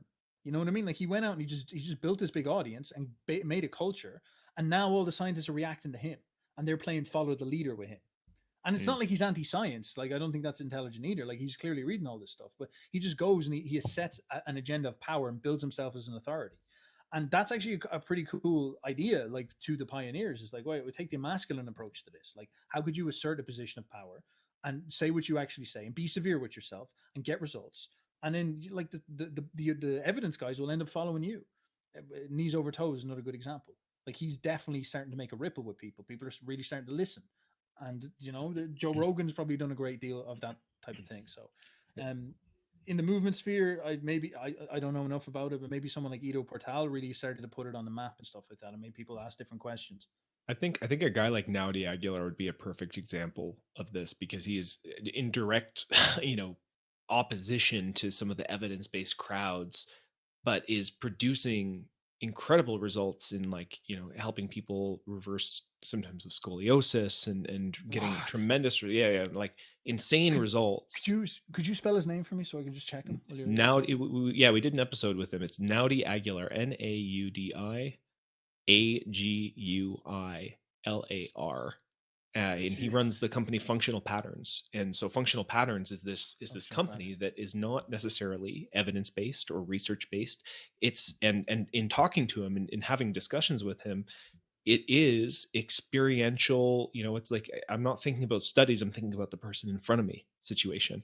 I'm thinking about how can I apply the specific context and the specific tool. What's the prescription for the exact situation in front of me, as opposed to, all right, what did the study say that would help me, in this context, right? And so he is an innovator through and through. He's inventing his own fitness equipment. He's inventing his own implements to apply different force vectors to the body in particular ways. And he is, in a lot of ways, he has a following. He's accused of running Functional Patterns is accused of being a cult, because he's such a strong leader and he's such a strong fuck you to the authority character of fitness. He's like, look, you look at the success rate of fitness coaches, it's pitiful, it's disgusting, it's ridiculous. So and the same thing, the reason that he got so much heat from the evidence-based crowd is because he was saying that the field of physiotherapy was incompetent functionally, and that they weren't holding themselves to a high enough standard to provide better patient care and deliver the results. And he's like, look what Functional Patterns is doing. We're blowing you guys out of the water, and you're going to be out of a job when this thing builds enough traction. And so he's getting a lot of heat, but he's a perfect example of what you just said, as a pioneer who's at the forefront saying fuck you to the mainstream narrative or the mainstream authority, and saying, you guys could do better, but you aren't, because you're moving too slow in your knowledge. And I'm sorry, you're like on the edge of saying something. A quick interesting idea on that is you have to look at it a little bit differently with therapists, because we have certain protocols we have to follow, right? And how do I say this? Like, looking at Naudi back in my research-based mind, right? I would be like, he can do whatever he wants, he can say whatever he wants. I can't do that, right? Like, I have to hold myself to the safety standard. Litigation is a possibility, risk is a possibility for me at a higher level, right? So it's almost like remember when taxi cabs got mad at the Uber drivers for a period of time in almost every city, because as a taxi driver, you had to pay hundreds of thousands of dollars to get your licenses. Then all of a sudden, these Uber drivers just get in their car and start doing the same job, right? So I think it's a lot like that. And it's really interesting, because it does come down to, again, trust and authority. Moving forward, who's going to be the authority for the public, right? But I don't think necessarily that Functional Patterns or the crowd that we're in, where it's applied biomechanics, I don't think we're necessarily even thinking about that. We're just like, how do we solve the problem, right? Mhm. So as long as that's okay still, then I'm fine. But that's not where it's going to go. It's going to go to, Facebook is going to restrict that because that's not true, right? According to the authority, because enough therapists have had enough, and then they lobby their associations to lobby the government, and then all of a sudden the government pulls up Yeah. the red flag on any of the non-scientific information, and that's where it's heading. Okay, so it's just an interesting thought because it's really authority again versus random people, and that's the way they're looking at it from the research-based mind. Yeah, this is a very serious problem because I guess in some sense I like to put out the fair argument and say, like, the evidence-based people, conservative, restrictive in their thinking, but there's also a reason why they're like that, because they do genuinely hold together procedures that are good. And but then there's the pioneers. They're excellent, they push things forward, but their obviously downside is that they are they might do crazy shit and like pull people off in the wrong direction and all this type of stuff. But I think our specific situation now is we're definitely going to start to see the evidence-based, the institutional stuff just get ridiculous, and it already is. And I would even say that the medical institution has done an awful lot of damage to its credibility in the last couple of months, we'll say, because it's like very dangerous things have after going through with very little thinking and very little that conservative thought, and it became suspicious overall. And at that point, you're sort of like, well, what the fuck are you even supposed to do anymore? Like you're just, it's just a political organization at this point. And then you start to broaden that to like all of science, the media conglomerates, social media, and this is where you start to develop like a truly reactionary perspective. And a lot of people are starting to think this way, man. I'm astounded. Like I'm talking to so many people now, and it's the dissent, the disrespect, disregard, delegitimization of the powers to be in the regime and the various social institutions and all this type of stuff is at heights I've never seen before. Never seen before. I can't believe it. So uh, we propose a solution. I know most scientists aren't listening to this, but the solution really would be to open up the doors a little bit on the randomized control trial being the ultimate authority on what happens, right? So I'm not the only one having this conversation. There's a great philosopher, current day, Rani Lil Arjen. She's talking about this, basically devotes her life to trying to figure this out so that it becomes more patient-centered care, and still the state can handle it, but it's being very uh, more patient-centered, right? So it's a solution offered up, but to even get people to, when I said research, or RCT, it being the king, it's like that idea, that first principle, don't touch it, right? So yeah, I think yeah. until that happens, until we can really find a way to make things more human, and that's what it comes down to, human. And okay, you have to be a human to human, in order to really connect with somebody in the systems. It's not really like that. You have a procedure to go through. You have check the ranges of motion. It's like it's a very robotic thing, right? It has to come back to human, almost like a shaman. Again, it comes back to an art, right? Like you have to, and I shouldn't say shaman, but it is almost like that, where you're if you're not cut out for it, if you can't communicate with another human being and you can't be a healer, what are you doing there in the first place? You're just doing a job because you want to make the cash, or it's just you did it because you're like, oh, I want to be this uh profession, right? So you just go in it and you do it, and you're decent at it, but you're never going to get to that level where real healthcare actually has to be human to human, in my opinion, and the power back to the individual. Yeah, and look, I actually something I'll talk to you a little bit about is the neuroscience of this stuff. Because I guess, okay, first I'm going to go through something political. So this is something I hear from the leftists. I know the leftists have delegitimized themselves an awful lot these days, but one thing they always bang on about, they bang on about it for the wrong reasons. But they talk about, you've heard of institutionalized racism or Mhm. institutionalized misogyny or the patriarchy, Mhm. and this is actually a very, very good idea, because this is precisely what you're talking about. You're talking about an institutional problem, a structural problem. So what do we mean by this? Well, for example, like we as pioneers, we would love the idea of transforming the medical system to be more patient focused and all this type of stuff. But there's a very brutal reality in that, like, an awful lot of these institutions are just so poorly predicated now that it's like you'd have to overcome big pharma, you'd have to overcome so many things in order to establish that principle. It'd be so difficult to reestablish humanity within the giant hospital medical industrial complex. Like the scope and the scale of this stuff is just mind-blowingly big. So many like procedures are currently established, things are just so baked into it, the way everything works is just so systematized already. Like the way they operate with things, like, you know, the prescriptions are so deeply wound into the drug prescription thing and all this type of stuff. The way that like so many things are just currently running in this type of way, and they've got an entropy and momentum to them that it'd be so difficult to try change that stuff. And I think this is where you have to kind of sit back and maybe be a little bit like, you know, pessimistic and realistic, and sort of say, is that really going to work? It could work. I don't want to be demoralizing, but I think you also have to ask yourself, it's like, man, are we really going to, like, are we really going to penetrate the hospitals and get them to stop pumping people full of painkillers and actually get them to solve their problems? I don't know. Like, there's just too much money on the line for something like that to happen. But I guess in my head, I would see something like pioneering people going and innovating new ways of developing this stuff, and then going to like high elite, like going into the MMA field. And if you got all the MMA fighters doing your stuff and they were healing faster from injuries and stuff like this is how these things really start to get into public consciousness, because you see the heroes doing it and the athletes and the sports stars and stuff like this.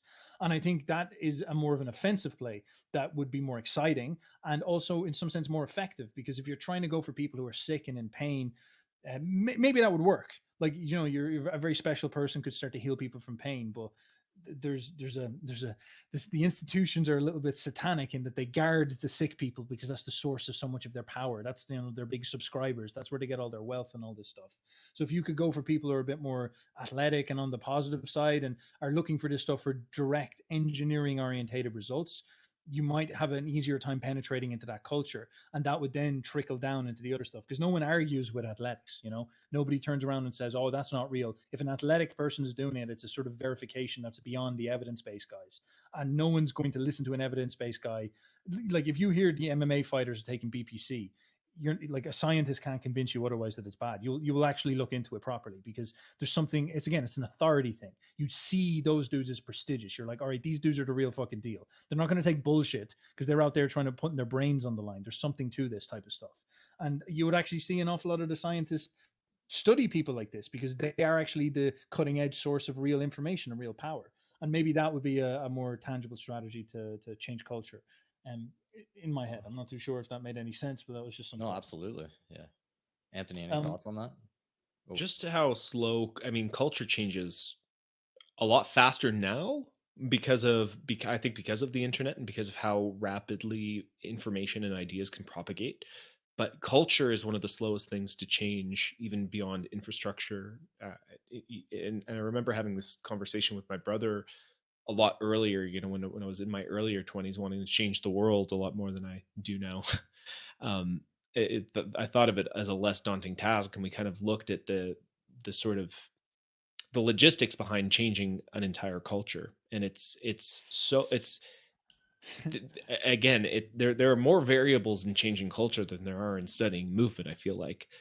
And this is an idea that I think, I love this idea of, again, having the heroes be the sort of the representatives of change, because fundamentally, when you have people who represent, this is a tale as old as time, where celebrity endorsement was used to promote like things like Coca-Cola. Well, could it be used to promote things like moving better, or like treating people like human beings when they're on a hospital bed? Right, something as simple as that. I think the answer is an obvious yes, but culture is one of these things that is slow to change, and I think there has to be an almost. It's funny because, like you said, the eagerness to try and change institutional structures and like go after and dismantle, like the dismantling idea won't work fundamentally, because it's almost like taking a shaky well, Jenga brick out. And just hear me out on this sorry, second, go on. just for a second. um it, that approach, it's funny because, like, on one hand, there is a propensity for human beings to focus more on negativity and to pay more attention to negativity, but on the other hand, it's easier to bring up more opposition. And I think of like with the example of Derek, who, rather than going after, it's like, oh, all these doctors are saying that you shouldn't take steroids, so I'm going to go after doctors and I'm going to go after the medical system. He's just like, hey, look, I'm doing this anyway, so I'm going to talk about it, right? And I think we need a lot more people who are doing things like that, rather than going after and saying, hey, here's this institution and here are all the things wrong with it, and we're going to take it apart and we're going to change it, and this idea that we're going to rip down this system, that, yeah, it feels like a wobbly Jenga piece that's going to topple the whole tower, because you can't really do that because of how many other factors, how many other variables are kind of tied into it. You almost need to take that approach of, developing your own community, developing a sort of conglomerate of ideas that might be counter. It's the parallel societies idea, actually, that Will introduced me to recently, where when you can't actually change something from within the system because the system itself is so oppressive, that you have to develop your own parallel society to kind of coexist along with it until the momentum from the ideas expand Yes, to there the you go. degree that it overtakes an old system that's sort of decaying by its own accord regardless. Hmm. It's like Christianity in Rome.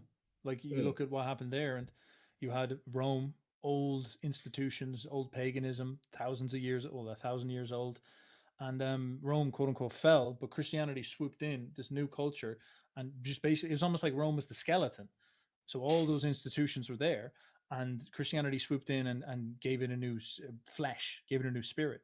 And so Christianity now is the weirdest thing to look at ever, because it was like, a religion from the Far East, but like it uses all Roman words, like the Roman Catholic Church. Catholic, it's written in Greek. It's now translated in Latin for many years. The Pope's name is Pontifex Maximus. Like, this is what the Protestants got all mad about. They're like, "What the fuck? This isn't Christianity. It's not what's in the book. This is just some fucking bullshit you made up down there in Italy." Is mad jokes. Go back to Yeah. eating pizza and drinking espresso. They probably weren't doing that at that point, but this type of thing. Um. So yeah, like these, like in some sense, it's like unstoppable force meets a movable object. Like the innovation is going to not be able to destroy the old institutions, and actually you should be very conscious of this. The pioneers, the rebels, need to be very conscious of this. To give you actually a very prescient example is how confusing and funny this stuff is in practice, because the French Revolution is a load of guys, the Enlightenment, they theorize equality, fraternity, and liberalism. They create the paradigm that we live in politically now. They come up with the concept of democracy and nationalism. There's something for you guys to look up at. Nationalism used to be a left-wing position to rebel against the conservative church and king. That's a very interesting one, isn't it? Anyway, they come up with this concept, and the people get inspired by this. And these innovators say we need to pull down the old church institutions and the king. We need to pull this stuff down, and we need to change culture. And it's all these same ideas, the same energy. It's like the institutions are wrong. They're stuck. They're obsessing about procedure. The church brainwashes people. There's no truth left in it, and we hear that, and we're like, yeah, there's corruption in the church. There's corruption in the kings. Everybody's like, oh, having a king is bad and all this type of stuff. But of course, we push out what was good about it. It was stable. It was well constituted, well put together. It had built France. France was doing very well. France was the most populous place in Europe at the time, the wealthiest place in Europe at the time. All these type of things, but nonetheless, people gave out about it. They wanted to change the system, and of course, the way they want to change the system is completely rip it down and build it from scratch the right way, with new values, with the equal values. So what do they do? Well, actually, this works. They do succeed in dismantling the system and changing culture. And all of a sudden, what happens is when they get the opportunity to do what they need to do, we very quickly start to realize that it's not as pretty as we were told. Everybody has this bright idea about them being the hero, but when they start to get power and they start to actually take out the institution, you start to see that they're as flawed as the people running this shit. And so what happened in France?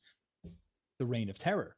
You had people in France living in fear because someone could kick down your door, just like the communists could kick down your door and cut your fucking head off any fucking moment because you weren't enough of a revolutionary. You had Robespierre, who was a little resentful madman who just used to sit there in a hall and people march people in and be like, off with his head, off with his head. He turned into the tyrant king that he was complaining about. He turned into that type of thing. He got killed, and then who shows up? Napoleon. Now, what does Napoleon do? Like all these funny things started to happen in the institutions. They had to create hierarchies of equality. There was no, everybody was a Frenchman, everybody was a comrade. There were no kings. There were none of this stuff. But what does Napoleon do? Napoleon comes back and he gets elected emperor. because the people fall in love with him so much because he establishes old institutions and order. Napoleon brings back the church.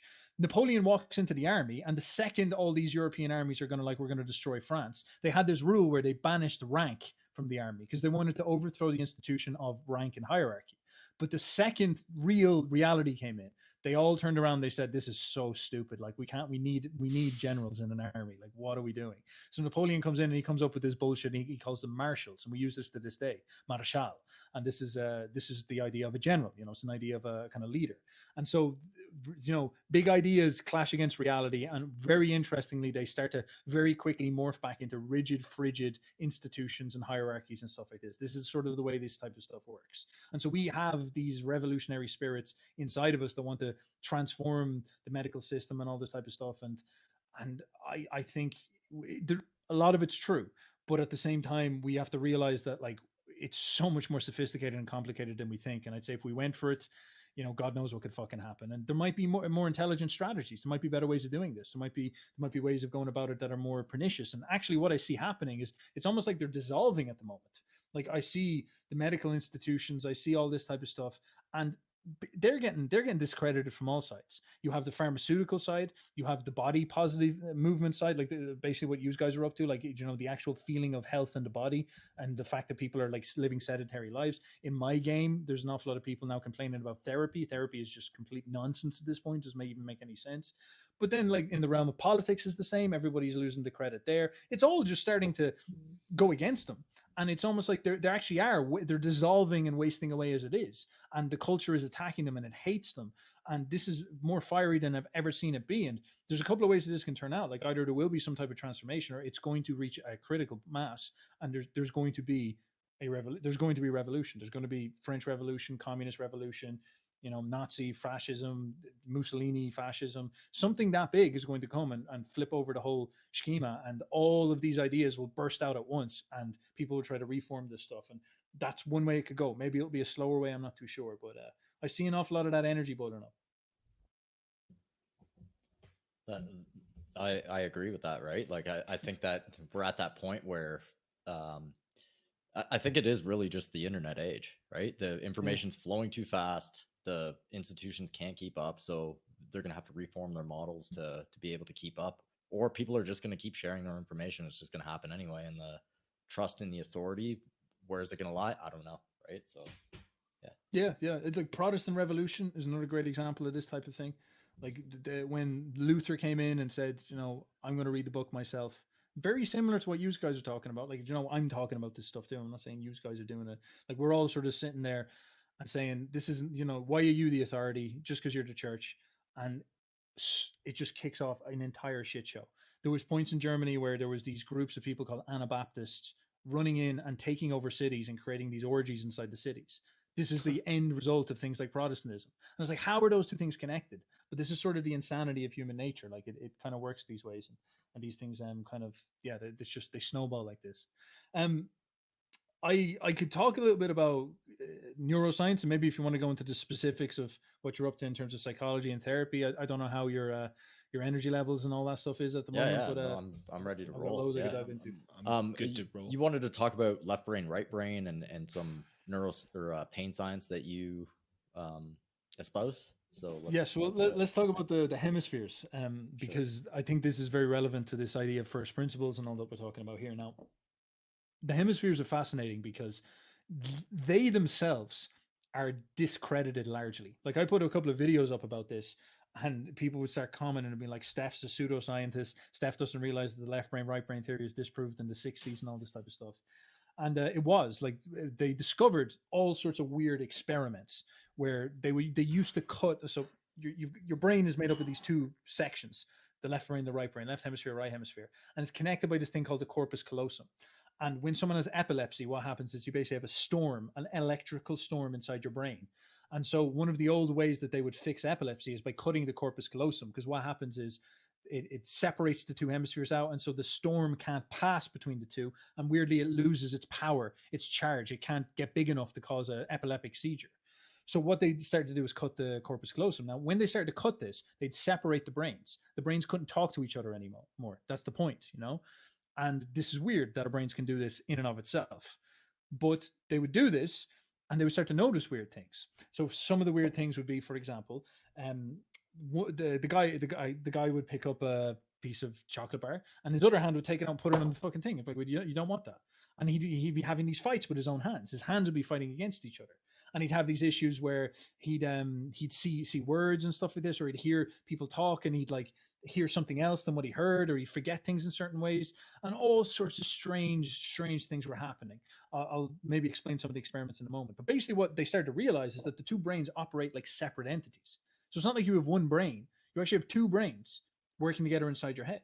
Now, what the fuck does this mean? Well, if you think about it, the way that nature works is nature is efficient as humanly possible, as naturally possible, with the way that she orchestrates things. So you might say to yourself, one big brain is more powerful than two little brains, but that's actually not true at all. For example, you learn in fighting that if you strapped your two hands together and tried to beat someone up, you'd be incredibly inefficient, even though you might be stronger, because you're not dynamic. Whereas if you go bipedal, if you go into your dynamic duality, you're way more powerful because you have like your strong hand and left hand. You work together in a dynamic way. Man and woman, the species itself is divided into male and female because woman has a role and a man has a role. And this dynamic tension and working between the two of them creates a team. And this team is more effective than if we're all men or if we're all women.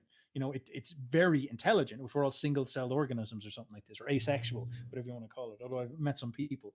And what you see is that the hemispheres, the brain is literally split up like a dual processor in a computer, and it's given two separate roles. It actually has two separate personalities with two separate jobs.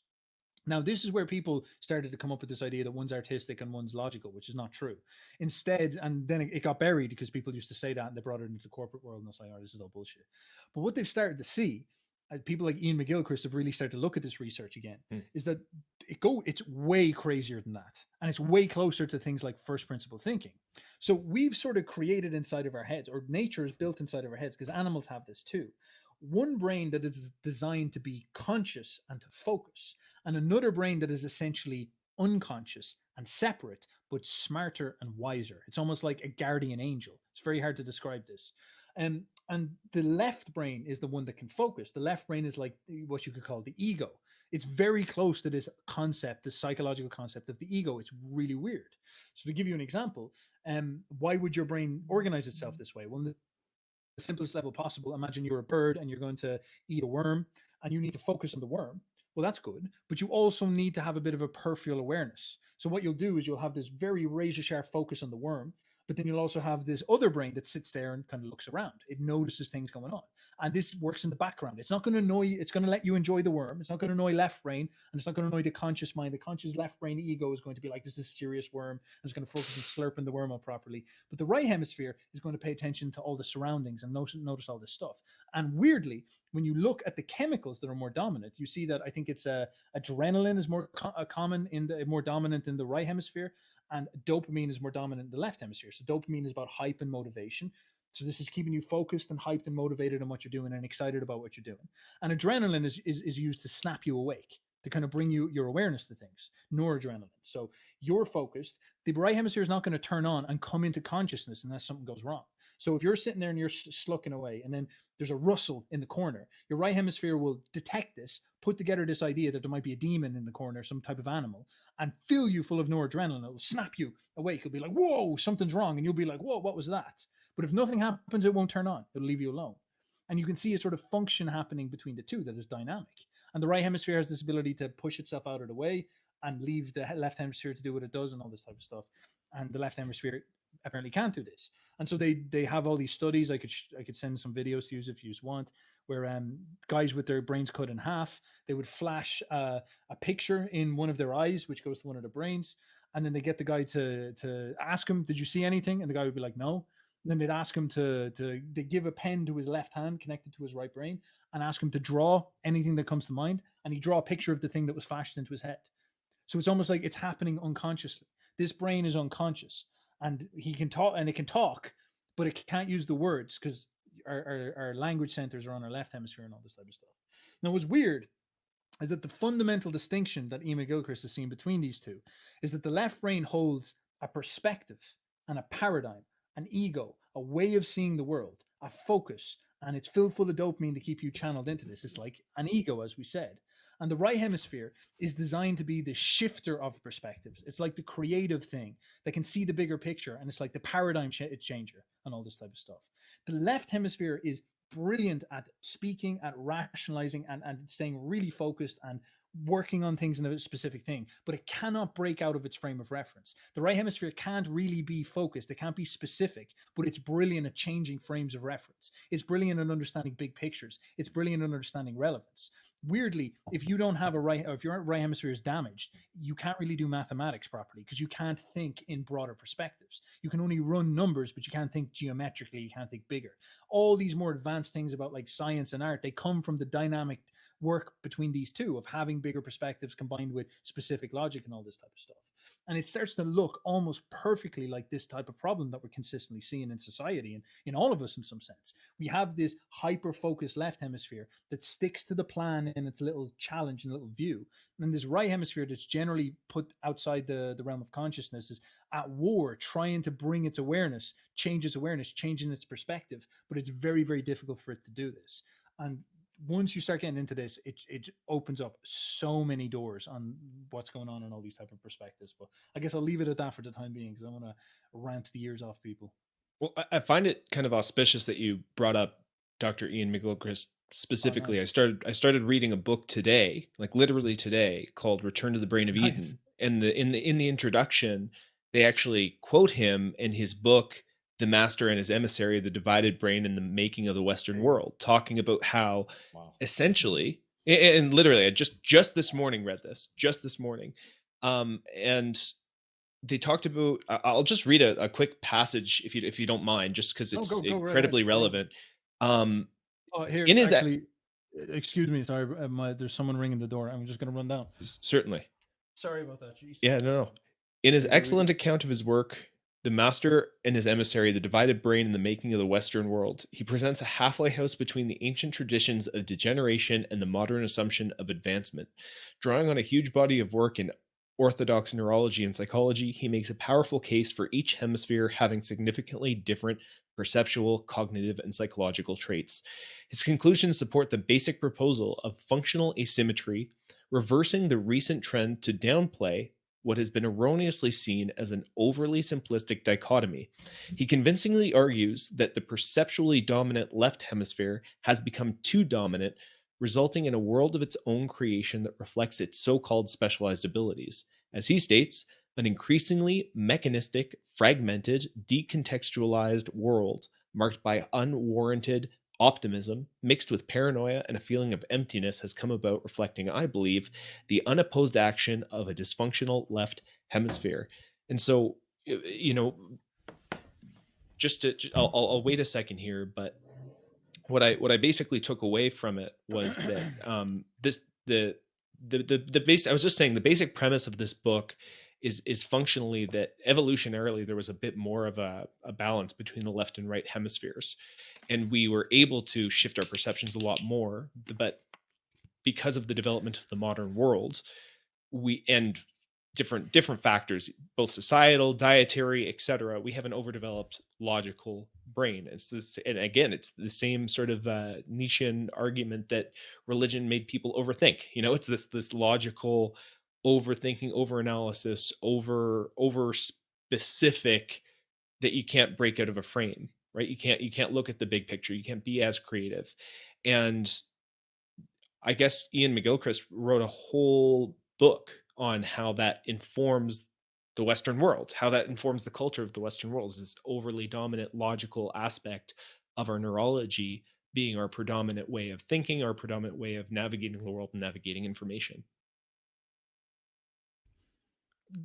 Yeah, I can get into that. But I guess I would try to be as specific to not say logical, but instead say it's almost like conscious. This is going to sound weird, but it's like a neurotic form of consciousness because this is sort of what the left brain is good at. The left brain is conscious in its little funnel of awareness, but it struggles to see the bigger picture. It almost lacks the ability to see more than that little tunnel. So it's like tunnel brain, tunnel vision, I guess is the best way to describe it.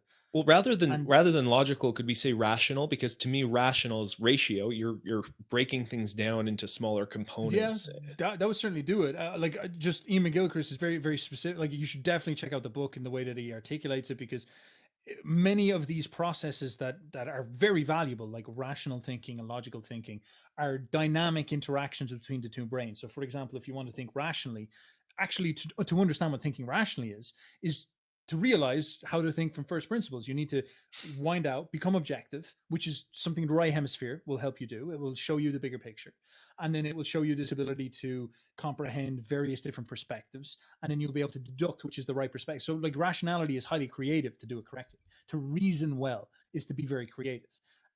But maybe the common way that people understand rationalizing, which is where you sit down there and you blather on about nonsense without understanding how to think properly, that's certainly a trait of the left hemisphere.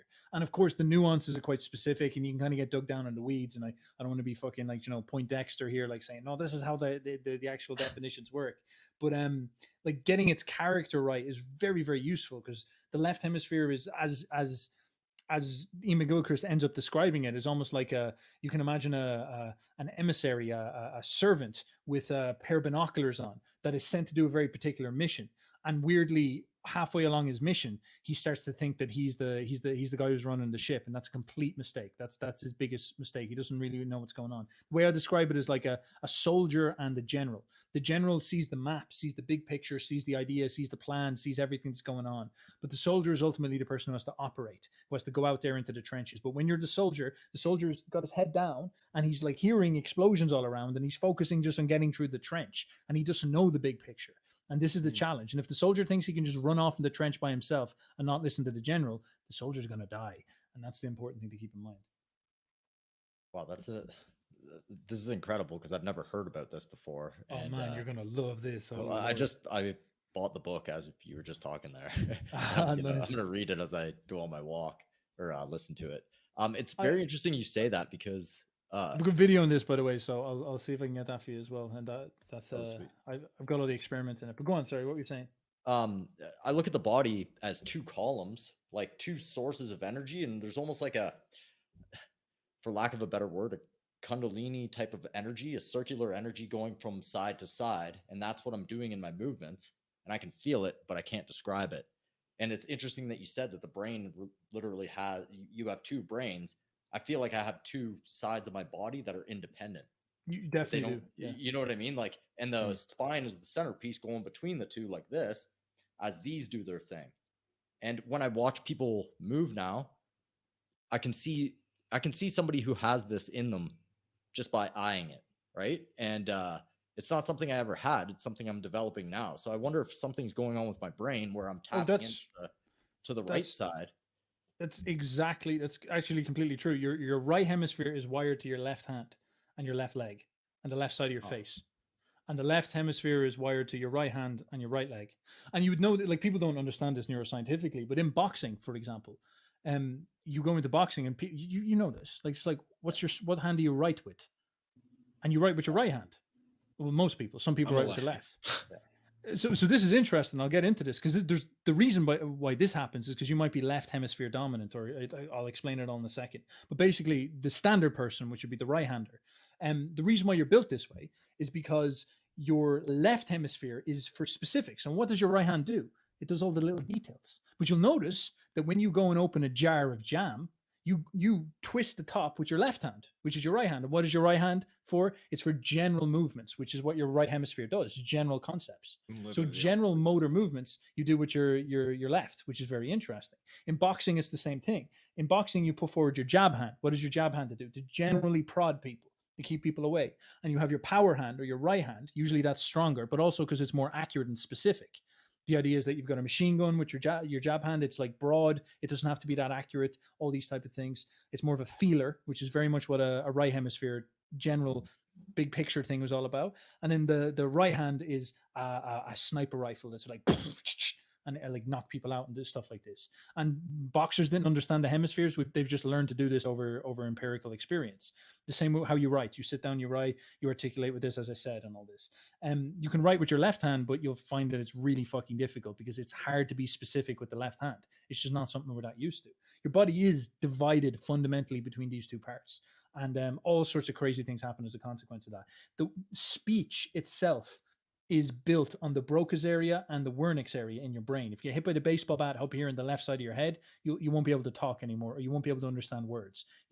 But what's weird is that the sides of speech, such as music, are held in the right hemisphere. So you get a bang in your right hemisphere, and you'd still be able to talk because you got the Broca's areas, but the way you would talk would be very flat, and you just sort of talk like this and not have any animation in your voice, and you'd kind of go a little bit numb, and you'd lose the ability to understand like tone and all these type of things. All the musical stuff of language comes from the right hemisphere. It's absolutely crazy when you get into it. And if you're left-handed, it just means that the sides have switched, so this happens sometimes where your this is going to sound weird, your right brain will be on the left side and your left side will be but it'll be the same systems and processes. Interesting. So is there a practical application of this? So I'm saying if I learn to use my right, let's say almost like there's a feedback mechanism that if I start to use my right a little bit more, let's say I'm left-handed, that it'll feed back into my brain? Or is there a practical application to movement or mechanics or anything along those lines that you see from this? Definitely. Like I think in the simplest one, you're probably very familiar with going to the gym. If you've got a lagging left hand, train your left hand up to be equal and stuff like this. But you could also experiment with training your left hand to do like your non-dominant hand, training that up to do things that you're not used to.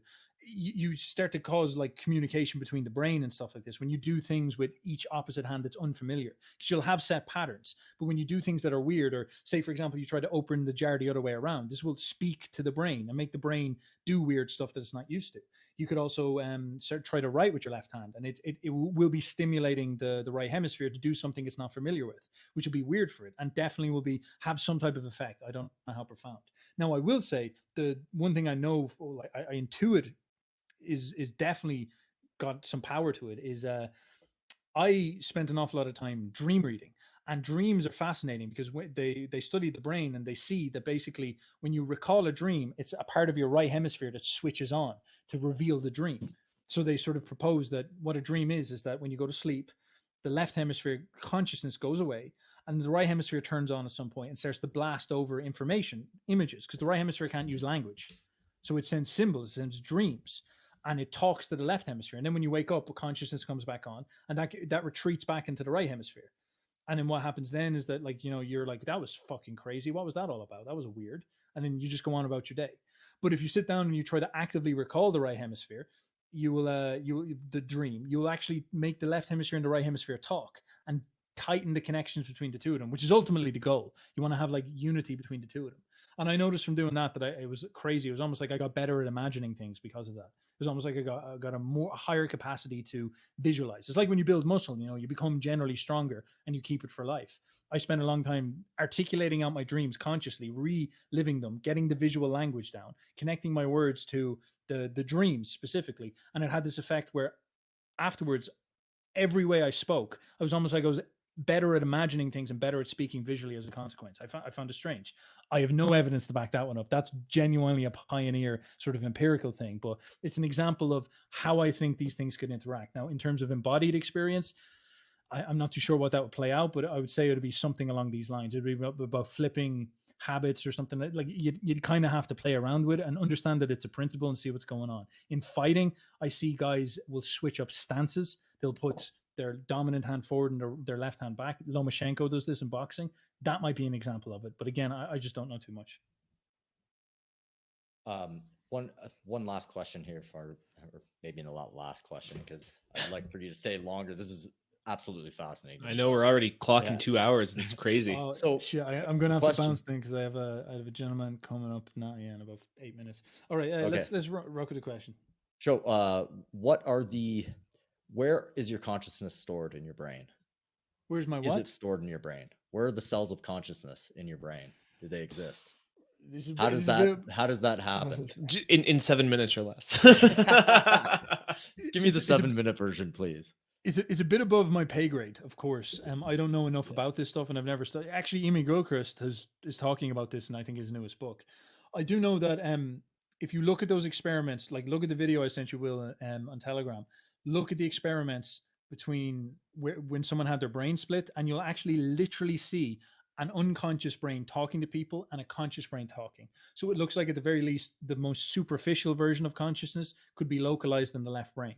Now, what that is like, I don't know. Like, is consciousness the pulses of electricity moving through our neurons? I honestly don't know. I haven't looked into it enough. I don't really understand it. It's very, very philosophical to kind of get that one nailed down. And it's just a little bit beyond me. Like, is that the energy, the actual electricity moving through the brain structures? Is that what creates it? Does the brain form a sort of antenna that sucks it in and crafts this? I have no notion. I have no idea. Are we all like actual formed souls from the astral plane that are put in here? Could be the case, man. I don't know. Maybe that's one I'll just keep a mystery, so I get a surprise at the end of the days. That was more a trick question. I didn't really expect a super solid answer, but that was as good as it can get, really. So yeah, well, yeah. In that case, we'll wrap it up on that point. That's amazing, dude. Thank you so much for coming on and having this epic conversation with us. This was very, very insightful, very enriching to the conversation that we've been having about science as it pertains to movement and the philosophy therein. For those who want to learn more about your work, you obviously have a pretty big YouTube channel, which you can find by searching Uberboyo, like Uberboyo. Is there any other places that you would like people to find your work on the internet? Lads, you're gonna love this. So I've started TikTok there recently. I'm actually ripping out on TikTok, giving people the sort nuggets of knowledge. So check out, it's Uberboyo, Boyo Alert, Uberboyo up on TikTok as well. I've obviously got an Instagram, and yeah, of course, YouTube and all that type of stuff. And any gentlemen, any boyos, I'll share this, and any used motherfuckers listening to this, give these gentlemen a follow as well. Is this going to be on YouTube, or is this going to be? This will be on YouTube, Spotify, iTunes. Which, by the way, if you're listening on any platform, please like, comment, subscribe, leave us a review. It all helps the algorithm. Actually, really, really does. Like, lads, I remember when I was starting my stuff out, like the 5 stars on Apple and stuff like that is actually so powerful. So if you could do these gents a favor, if you like this stuff, definitely give that a look, and I'll give it a share on YouTube. And so any boyos watching, give them, and I'll like, subscribe, and comment, as they say. So thank you very much, gentlemen, for having me on, and yeah, it was lovely stuff. Thank you. We'll catch you guys on the next episode of The Art of Move. Thanks for listening, guys.